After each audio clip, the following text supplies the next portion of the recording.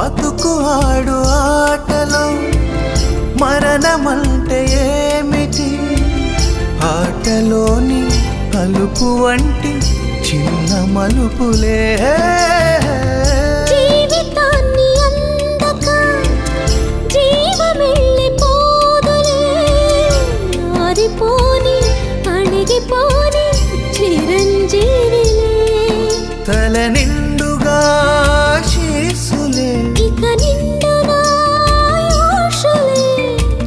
యముని పాశమే బిగుసుకున్నను. మరణమన్నది మరల జననమే.